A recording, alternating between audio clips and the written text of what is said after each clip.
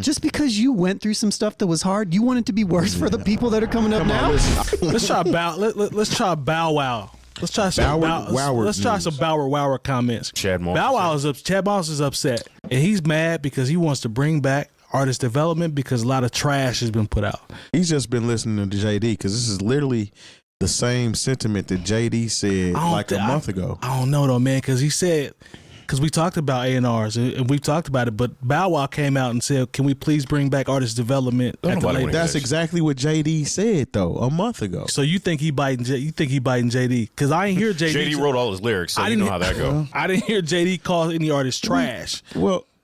Is that what he said? He didn't have to call them trash without saying that they need artist development. We even talked about it on the show. You can say the quiet part. Quiet. You know what I mean?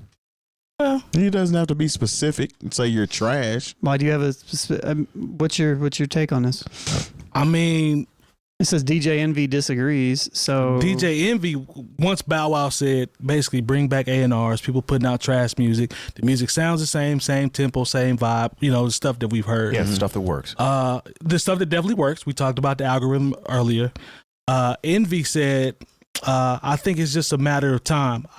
I just think that let me make sure I got this right. I just think that we're just consuming so much music now, and it's kind of hard for music to stick. Usually we have music and we rock for a whole summer or a couple of months. We just talked about that. But now it seems like we're turning music over too fast. So he says that's the problem versus the actual lack of talent, the actual lack of effort, the actual lack of A&R.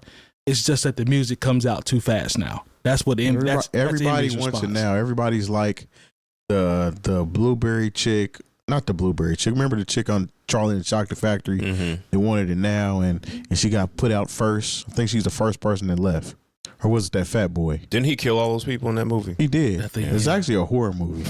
But see, Bow Wow also sounds like the trends that we saw with. I'm trying to backtrack. It was what's my boy name from 3 6 Mafia that talked about the Juicy J, and then it was Wallow. He says you really got to have talent. You really got this is what you really got to have talent. You really got to. I think people are starting to get tired of it now. That's why you don't see nothing charting. This is Bow Wow. I think all these public figures that we are seeing talk about this now are just behind the times because people have been talking about this for years. Is that what it is? Because it feels like we're in a wave of this conversation now from people publicly. It's almost like they just woke up. Yeah, like I feel like we've talked about it, but they'll say who are we? But I know Juicy J and them didn't go through no A&R and no artist development. True. Yeah, you got me there. Yeah, I don't think they were like, let's see how we could. Let's see if we can get Slob on My Knob in some commercials. Yeah, and let's see if we could just tone this down a little. Like Cardi B talked about this on the new Bongo song, which I talk about is Dead on Arrival, to where of course they had to record the club version and then we got to get it on the radio, right? And so she talked about how she had to change certain lyrics, and they kept you can do that, but you're probably taking away from what Cardi B is to try to censor her and make whatever she does more palatable for the masses. Because if you'd have did that for WAP, gangster B music. I mean, because they technically did do it for WAP, but it was so insinuating that you couldn't really get around it. Yeah, true. But so when people talk about artist development, and development to do what? First of all, to have a wider range of appeal, because right now the nasty music is what's got the most appeal. Like I've done high school proms and DJ'd and hosted those events, and even when we try to play the clean versions, you know what all those juniors and seniors do? They yell out all the nasty words. Exactly. And so this is a time where they used to be able to hide stuff from us. If we only listened to the radio, they could hide what the real version of something was. We didn't know it was that much nastier until we bought the tape or the CD. Yeah. Right. Now that everything is on your phone, these kids get the uncut raw immediately. You can't hide nothing from your children. Flying filth. And so when you're trying to make you lost some people with that one. When you're trying to make something mass market and accessible to people, you got to understand the nastiness is already mass market. So people talk about the quality of. There's nothing you could look. There's only so many rappers that people are excited about, and if they don't all come out at the same time, numbers are going to be down. Yeah. Like as much as what's her name, Sexy Red. Like when you look at where her music is on the charts. People listen to it in the club, but after the club, they go home and they have a little bit of use for it, but not a lot. Mm-hmm. That's what I say for Ice Spice. Like it works in spaces, but are people flocking to that music really in the part where they could quantify it and monetize it? Only, but so much. So that's where Drake honestly is important because he drives those. That's Drake. Taylor Swift, Beyonce, these people who you see, these are the people even keeping the music industry alive. Right. Because honestly, everyone else is just like little blips here and there. Even if it seems like they're popular, they're not driving the industry, and they're not driving. They may drive the algorithm for a couple months, but they're not driving the industry, and they're not generating the revenue to really keep this thing alive. Right. And then with Bow Wow too, though, he started his career as a very young kid.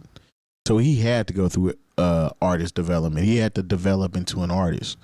Coaching. At this point in time in his career, I mean, he's on a decline. He's using all old stuff. He doesn't use anything new. So where does that artist development come in? You know what I'm saying? If you're releasing new stuff and it's not quite working for you. But also, at one point, you were only going to be on The View, The Tonight Show, maybe a morning show in a local place where you're getting ready to go. Your tour date stopped. Now when you talk about artists, they sit down with The Breakfast Club, they sit down with Vlad, they sit down with Art of Dialogue, they sit down with Math Hoffa, they sit down with anybody who's got a little channel. And so you don't have to have the same polish. Mm-hmm. You can get on there and cuss and be raw and say what you got to say. It used to be like you had to go through almost the charm school that, if you look up the history of Motown, they made, you had to learn how to get in. It was in a separate building. You had to learn to get in and out of a car. Yeah. You had to know which fork to eat with. Mm-hmm. They don't do that to anybody else anymore. Lone, I think you look like you were about to say something. I don't want you to lose your train of thought unless you already had. Yeah, I've lost it, but my fault. No, I was going to kick it to you. No, it's cool. I feel like we've had this conversation so many different ways and so many different places. Sometimes it gets a little boring to me. That's just the real. The music industry, if all these popular artists went away, it would still be here. It would just be replaced by other people, whether that be talent or whether that be non-talent. The music industry is not going. Or AI. The music industry is never going away. So I don't think that the argument of we have to worry about that is really relevant in that aspect. So let me ask you this then, since she said it's something that we've approached from X amount of angles, depending on who talks about what. We always talk about evolution. We've lived through. We've been here long enough to live through evolution. So is the A&R 100% dead and unnecessary moving forward? No. Why would you say no? No, I'll let him answer. I was just saying no.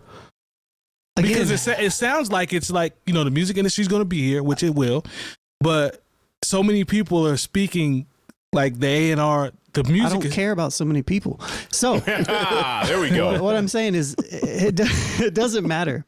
It doesn't, like, the conversation doesn't even matter, I guess, is the part that kind of like whatever. So the conversation about A&Rs doesn't matter in music. It doesn't matter. So what you answering my question then? You're answering my question. It doesn't, like, are A&R still going to exist? Yes. Yes, A&Rs exist right now. I can't tell. A&R. I know what you do. I know what you do. They're always going to exist. Like if we only look at this from the angle of the most popular industry level thing, and we look at this just from a music industry standpoint, then we're going to have one type of conversation. But if we're talking about like where everything actually lives outside of strictly the industry, but still within the industry, I know that's a very conflicting idea, but it's not. I follow you though. It's always going to exist. Music is always going to be made. People are always going to try to capitalize off of it. So the people that are here today, if they disappeared, they would still be there tomorrow with somebody else would take a place. I just, A&Rs will always exist to some degree. Maybe they don't exist to the same degree that they did in popular and, in the industry, if you will, as they had in the past. I would absolutely agree with that. Do I think it would be better if they did exist? I do. But is that going to come back in that capacity? I don't think that it's going to. And does it need to? I don't know. I mean, probably, yeah. I think A&Ring is less A&Ring, more so music artist development. You know, so, you know, it goes hand in hand, I guess, realistically. But I don't know. I think it's good in general for things, but a lot of times when you try to commercialize everything, there's stuff that gets cut out. And what gets cut out right now is we know that this is going to work. Why spend time on trying to develop somebody when we can just find this person over here that we can cut all that cost and capital, you know, maximize our profits? That is the problem. Capitalism is the problem. I know I always say this, but it's just what it is. It's just what it is. Like, we're having it like, and I don't ever agree with that type of argument, you know, like that's going to, you can't fix capitalism. Is the argument that I would make. It's the American way. It's the American way. You can't fix it, though. It's just going to continue. So it's like, that's how I'm looking at this. And I think that's why I get bored at the conversation, is because you can't fix it. It's just going to continue to be what it is. And the players are going to move around a little bit, and we're going to continue to detract and take things away until more middlemen in different possibilities, or however you want to put it, are cut out, and the product is just going to be what it is right now, which is just content. Yeah. Essentially, it boils down to the corporate structure. Rather than trying to fix the problems, you keep hiring people that are supposed to get bigger checks, right, without actually fixing the problem. Because you got to fix it from the bottom, not the top. That's just I know I went super tangent, but that's cool, bro. That's just kind of how I feel about that. You know, it's like, yeah, music is trash, and like MD's making points and Bow Wow's making points, and I agree with both of them, but at the same time, it's like, it doesn't even matter. So Bow Wow needs to just make his own label. Yeah, that's and A&R the artist that's on there, right? That is absolutely the solution. If you want to change to it, then you can go and you can be independent and you can curate it however you want. Yeah. And you know what? For those of you who don't know, A&R stands for Artist and Repertoire. You know, we just throwing around terms like everybody knows. What does repertoire mean? Oh, he doubled down. He doubled down on that. Jay Moore, kind of what we were describing earlier in the segment.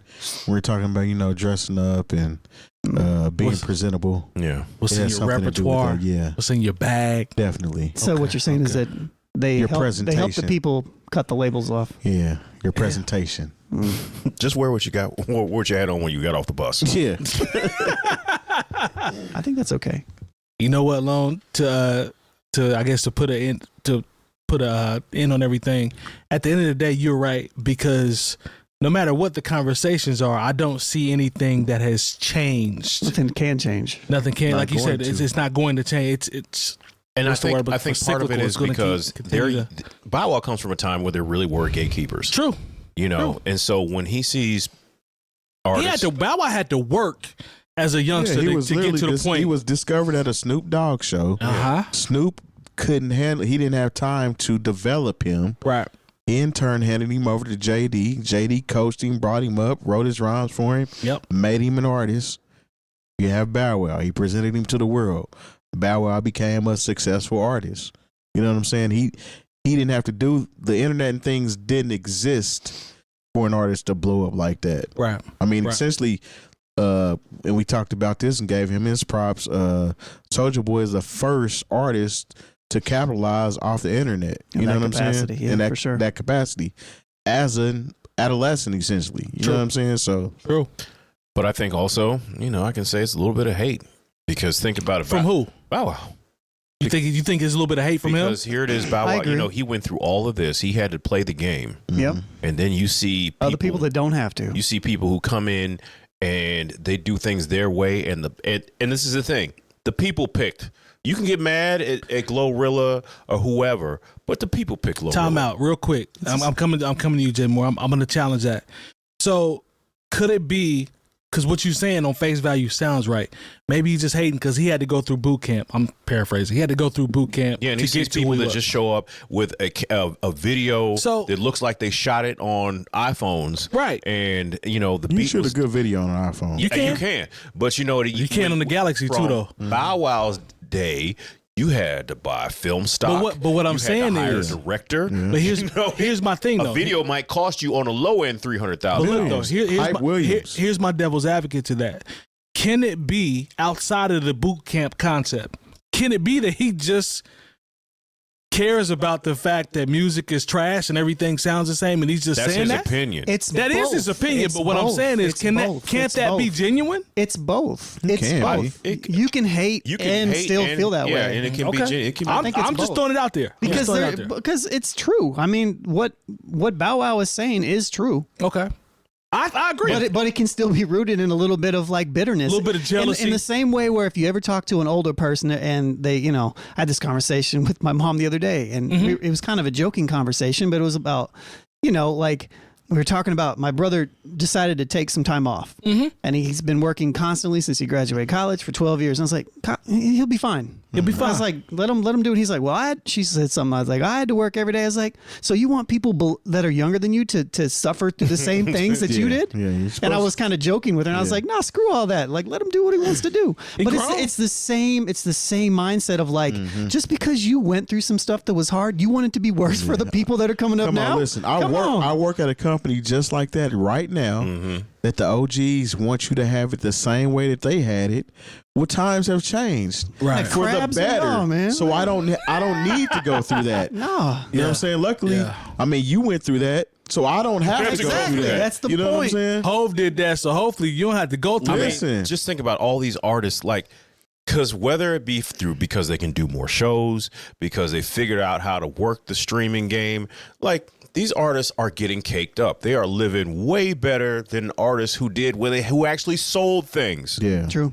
Just think about it. This rappers has sold a CD for $18.99, and they struggling right now. Their record deal was crap. Yeah, but and these kids have figured out a way to eat, live, and thrive, and they don't even sell anything on everything and every aspect. Listen, even the athletes have NIL deals now in college. Remember, that was unheard of. Lucrative You deals. was getting kicked out of school. You were getting your scholarships stripped from you.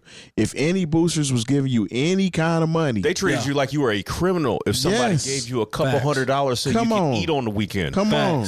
And now Shador Sanders has a Kentucky Fried Chicken commercial. Come on, man. There's nothing wrong with things getting better. Nothing wrong more with that. equitable. It's like, I got hit by a train, so I want you to get hit by a train too. Yes. But at the same time, he's still correct in my opinion that music does suck right now. Yeah, yeah. So, and we talked about this last week. Maybe some gatekeepers are not necessarily a bad thing to some degree. So what it sounds like is two things can be true. Well, from brother Bower That's Wower. always true. It's always true. That's we have this idea that, man, everything's black and white. Man, Yeah, it's not, there's some gray in there, not. isn't it? Gray is always That's in the there. problem with people who watch the news now. They think everything's black and white.